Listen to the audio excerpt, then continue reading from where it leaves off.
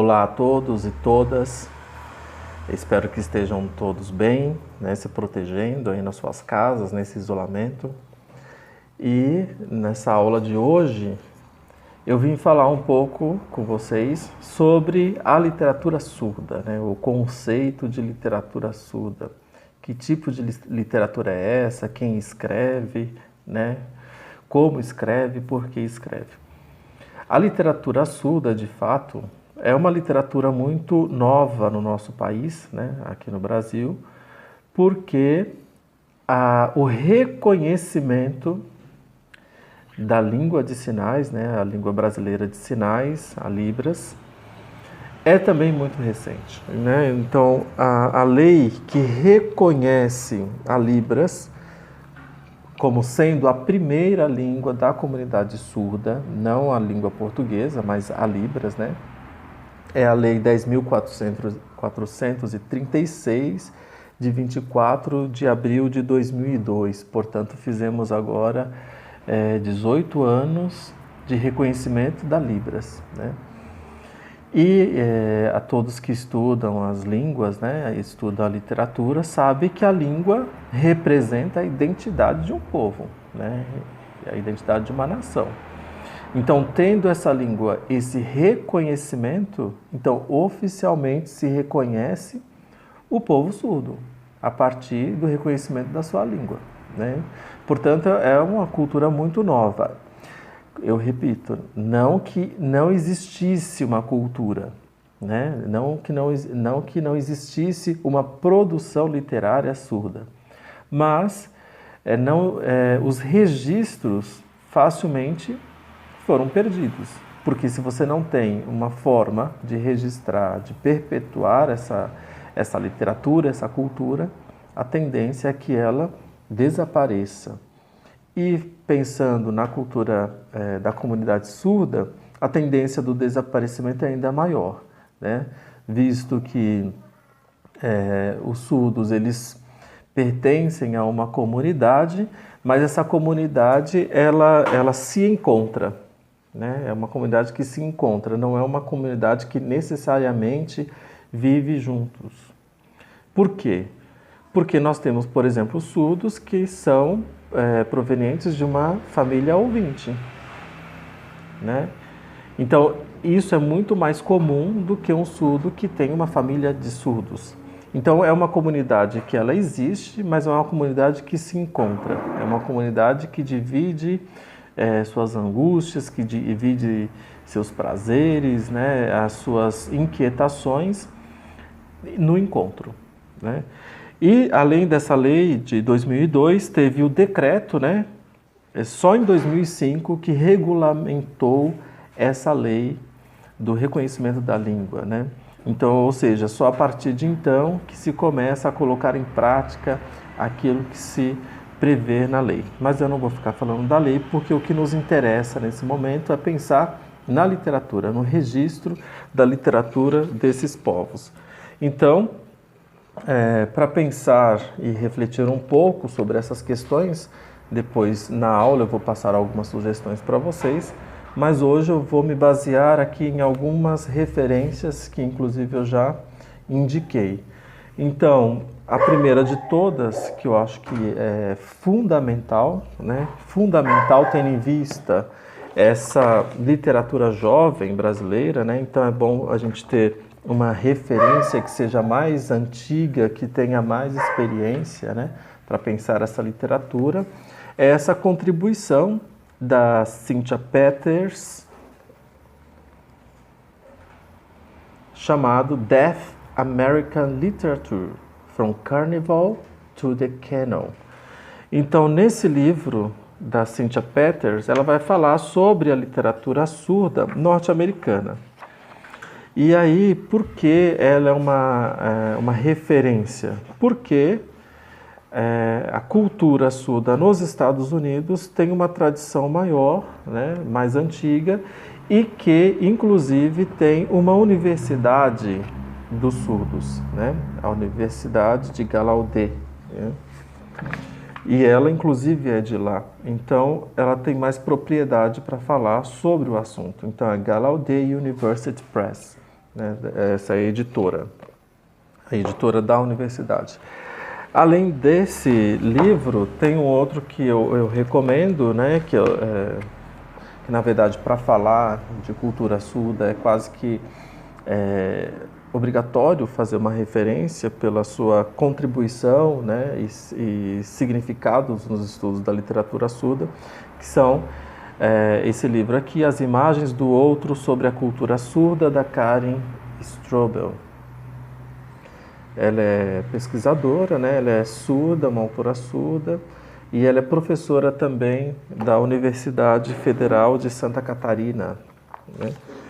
E tem um outro livro que eu também achei que é muito pertinente à leitura, o debate que ele propõe, que se chama Lendas da Identidade, o conceito de literatura surda em perspectiva, do Luiz Cláudio da Costa Carvalho. Ele é um professor do Instituto Nacional do Surdo, o INES, e pesquisador. Recomendo também a leitura deste livro, A Atualidade dos Gêneros Autobiográficos, Ensaio Críticos, no qual o capítulo 5º vai apresentar um ensaio falando sobre o diálogo de autorrepresentação na literatura surda. E aí existe uma breve discussão sobre o fazer literário na comunidade surda e depois parte para uma análise, né, a partir da obra da escritora surda Shirley Villalva. Esse capítulo teve a contribuição da pesquisadora Rosilene Aparecida Frois Santos, que é intérprete na Unimontes e também pesquisadora na área da literatura surda, nos seus estudos de mestrado. Bom, para que a gente começar a pensar então a literatura surda, vale a pena pensar um pouco sobre o fazer literário, né? O que é a literatura, sem tentar chegar numa definição exata, mesmo porque a definição exata de uma literatura surda não existe, né? Muitos já falaram sobre o que é literatura, né? E nenhum consenso se chegou, né? Então existem perspectivas, existem percepções sobre o que é literatura. E pensando já então na literatura surda, o Luiz Cláudio da Costa Carvalho, nesse livro Lendas da Identidade, ele apresenta uma provocação que me chamou bastante atenção e que vale a pena a gente partir dela, né?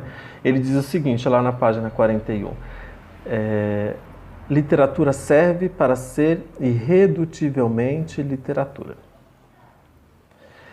Por que isso chama a atenção? Porque a gente tem uma tendência, e isso vai ser muito comum quando vocês começarem a ler a literatura surda, a verificar que a literatura ela precisa ter uma utilidade prática, né? Ela precisa ter uma resposta imediata. É claro que nos dias atuais, essa questão da utilidade, né, da literatura, ela é algo a se pensar, né? A gente precisa a todo momento provar, né, que ela é necessária, mas nem sempre foi assim, né? E a produção literária ela não tem que ser necessariamente assim, porque a literatura é um instrumento de fruição, né? Ela serve para a fruição, ela serve para o deleite e não necessariamente para a utilidade prática, ainda que a utilidade prática esteja ali implícita, esteja vinculada à produção literária. Desse modo, então, a literatura surda, né, a partir dessas duas perspectivas, ela é a representação, né, a transcrição, o registro dos anseios, dos desejos, da vida e dos costumes da comunidade surda, né? Então a literatura surda ela vai ser o registro, né? É o que permanece, são as histórias contadas, seja ela em sinais, por meio de sinais, por meio da Libras, né? Ou pelo registro em língua portuguesa, no que diz respeito aqui no Brasil, né? E como que essa literatura se manifesta, né? Então, olha, existem algumas situações da literatura surda que são apresentadas e que a gente precisa também refletir sobre ela, né? Então, pensar em literatura surda é refletir sobre a produção de textos em prosa ou em versos, feitos por pessoas surdas ou pessoas que pertencem à comunidade surda. E isso é uma questão que é bastante debatida, né? Porque existem também autores que dizem que a literatura surda ela precisa ser produzida pela pessoa surda, pelo autor surdo. Mas não é exatamente assim, né? Se a gente pensar dessa forma, então a gente anula, né? E a gente diminui, restringe o acesso de uma literatura que seja surda.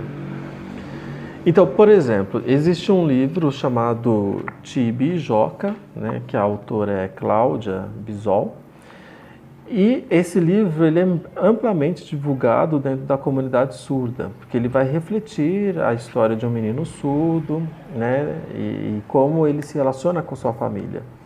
Mas ela não é surda, mas ela pertence à comunidade surda, porque ela trabalha com a comunidade surda, ela frequenta, né, as organizações, as manifestações da comunidade surda. Então é também literatura surda. Então a literatura surda é a literatura que apresenta os anseios da comunidade surda, com uma certa propriedade.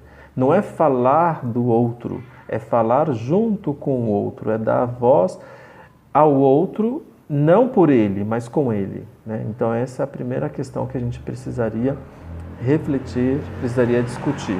Além disso, tem uma autora bastante interessante chamada Rachel Sutton Spence, que ela vai dizer, olha, a literatura surda ela pode ser registrada em forma escrita, tanto em língua portuguesa, quanto em escrita de sinais, como também registrada em vídeos com o uso da língua de sinais.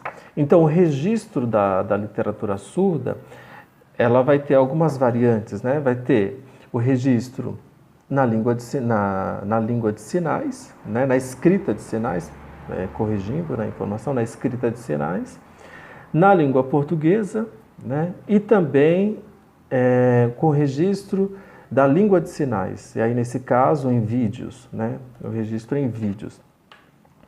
E isso é bastante interessante, né? Porque aí você tem já aspectos próprios da cultura surda, né? Você tem o registro da literatura em vídeos, por exemplo. E depois tem também uma outra autora bastante interessante para os estudos da literatura surda, né? Que na verdade essas autoras são as que iniciaram, né, de uma certa forma, os estudos sobre a literatura surda, que é a Ledonir, né? O nome dela é bastante diferente, Carnop, né? Lodenir Carnop. A Lodenir Carnop, ela vai separar a literatura em categorias, né? Então ela vai falar assim que a literatura surda, na verdade, ela faz parte de uma área maior que se chama literatura visual, né? Então, dentro dessa literatura visual, que é esse grupo maior, tem aí 3 outras subliteraturas, né? Não que elas sejam menores, né? Mas que elas vão se categorizar a partir de aspectos específicos. Então, ela vai apresentar a primeira como sendo uma tradução ou adaptação de textos literários grafados para a língua de sinais. O segundo, a adaptação dos textos da literatura canônica para a realidade da comunidade surda, né? Então, a adaptação dos textos canônicos, por exemplo, de Machado de Assis, de José de Alencar, entre outros, né? Os contos, por exemplo, da Cinderela, né? As fábulas também. E a terceira categoria seriam os textos literários produzidos por pessoas surdas, ou nos quais apresentem personagens inseridos na comunidade surda, né? Então, a literatura surda seria essa terceira categoria. E aí, se a gente pensar nessas 3 categorias, talvez, a partir dos estudos literários, a gente tenha alguns problemas, né? Alguns problemas. A primeira é que da primeira categoria, que é a tradução ou adaptação de textos, né?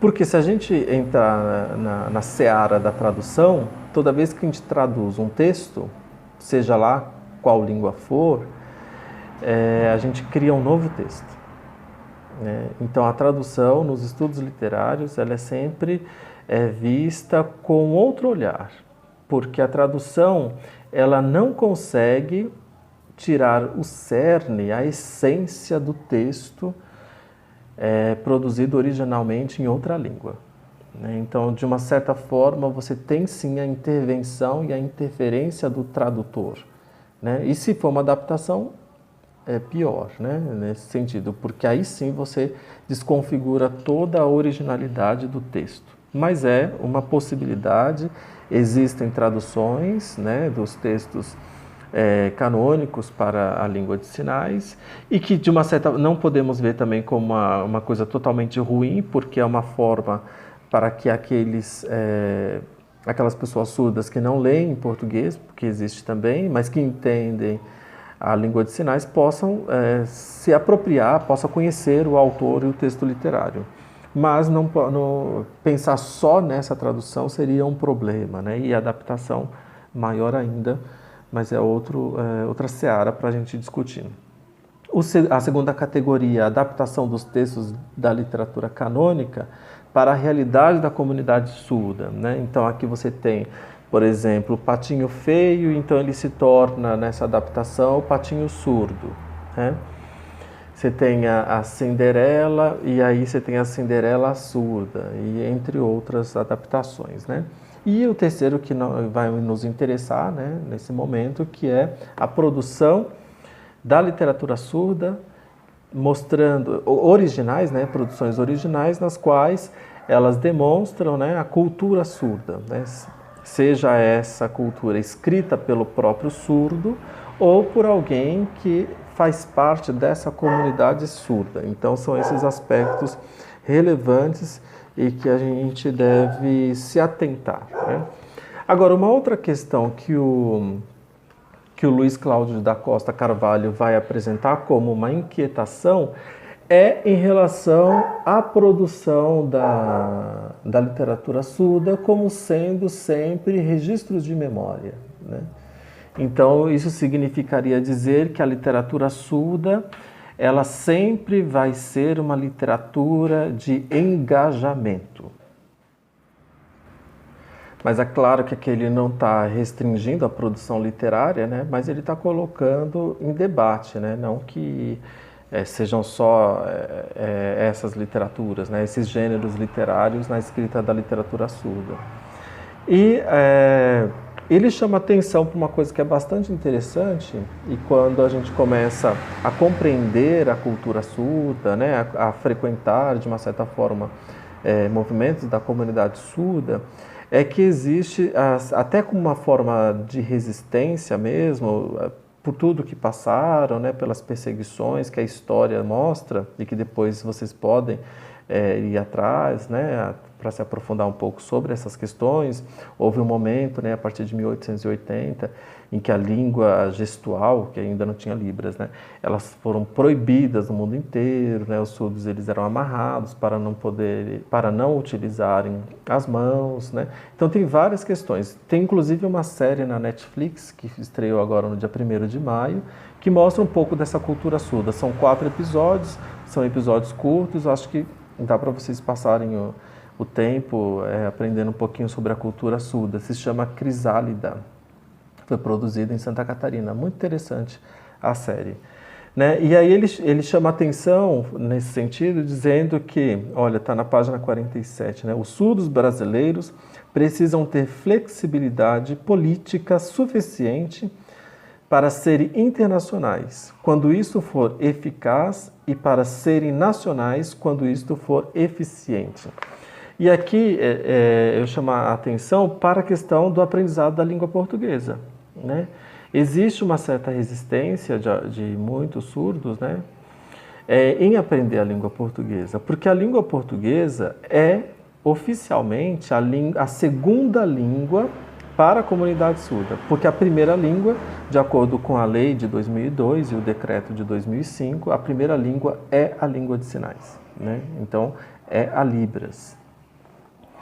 Só que por uma questão estratégica, né, que é isso que aconteceu até nas políticas de colonização, uma questão estratégica para que a gente possa, para que o colonizador pudesse dispersar a comunidade, né, pudesse destruir a identidade de um povo, de uma nação, destruía-se a língua, né, impunha-se uma nova língua.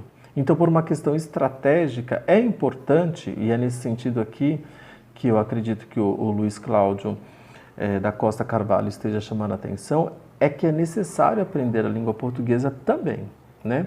É claro que a língua portuguesa aprendida pelo surdo, ela nunca vai ser da mesma forma que a língua portuguesa aprendida por ouvinte, porque existem aspectos da língua, por exemplo, as questões de fonética e fonologia, que determina inclusive aspectos da escrita da língua portuguesa, essas questões serão problemáticas no aprendizado do surdo, né?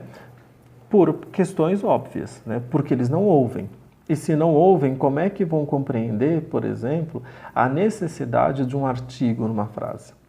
Quando na Libras o artigo ele não existe, né? Ele não faz parte. E por isso que é uma língua, porque ela existe, ela tem uma gramática própria, ela tem uma sintaxe própria, ela tem um funcionamento todo individual. É uma língua, não é uma linguagem, né? É uma língua própria, né? Então, esses aspectos vão estar ali presentes também nessa literatura. Então, por exemplo, você pode pegar um texto, O Despertar do Silêncio, da Shelley Villalba, que é um livro belíssimo, né, que eu até iria indicar para vocês, mas eu preferi pegar um outro texto mais novo, né, até para poder divulgar e vocês conhecerem de outro modo. Mas O Despertar do Silêncio ele vai retratar a vida da Shelley Villalba. Então é um livro de memórias, né? E ali você vai encontrar em alguns momentos, você vai falar assim, nossa, tem erro de português, né? Mas não são erros de português, porque foi escrito por uma surda, né? Então, na verdade, aquilo que para nós, né, é considerado um erro de português, na gramática normativa é considerada um erro, para a comunidade surda, né? É claro, se a gente pensar em norma, em regra, está errado.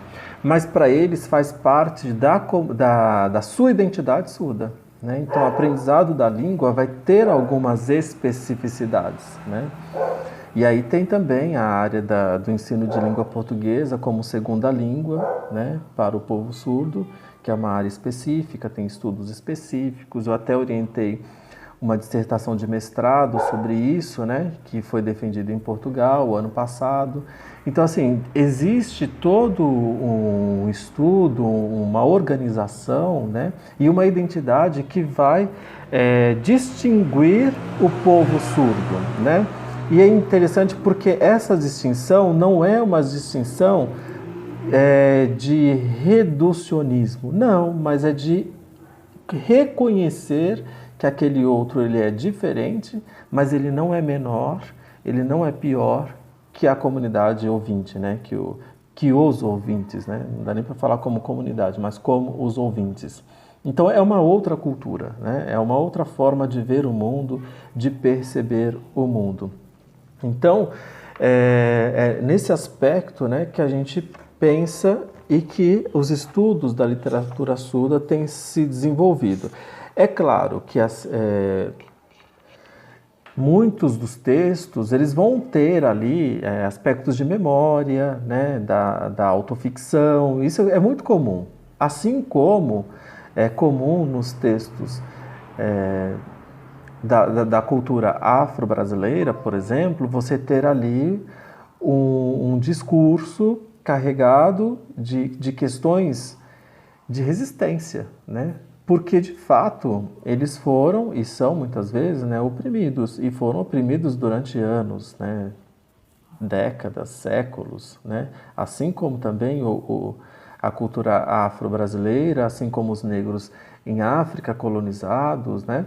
Então, essa voz, ela sempre vai ser imanente, ela sempre estará lá, de alguma forma, né? Então, essas questões são relevantes, elas devem ser levadas em conta, né? E, a partir disso, a gente vai ter aí, então, o desenvolvimento dessa literatura surda. Sobre esse aspecto da escrita, o ano passado a gente recebeu a escritora, né, a Shirley Villalva, na Unimontes, né? Então foi o momento que eu a conheci pessoalmente, porque antes eu só falava com ela pelas redes sociais, né, e por e-mail. E, né, conversando com ela, ela falou assim para mim, né, eu acho que eu deveria ter pedido para fazerem a correção ortográfica do meu livro, né, O Despertar do Silêncio. E eu falei, não, exatamente o contrário, né? Que bom que você não pensou isso na época, porque é uma marca da sua identidade, né? Esses aspectos da língua que vão aparecer no seu texto escrito. E aí ela ficou muito interessada, e aí na conversa ela entendeu que de fato era necessário deixar o texto como está, né? Mas tem outros textos também que tem outros assuntos. Então, por exemplo, tem uma poeta surda chamada Li Neves, né? Li Neves, L-Y.